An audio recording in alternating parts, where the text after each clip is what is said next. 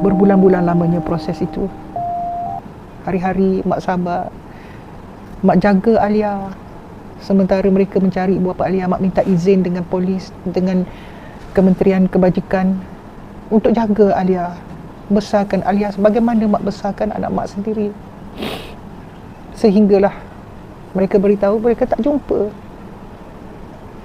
Mereka tak jumpa keluarga Alia, mereka tak tahu siapa. Mak sudah jatuh hati dan jatuh cinta lebih dari segala-galanya. Jadi mak buat keputusan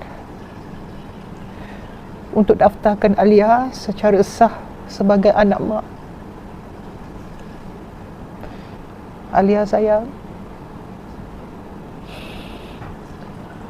walaupun mak tak melahirkan Alia, tapi mak pilih untuk jadikan Alia sebagai anak mak. Allah hantar Alia kepada mak sayang.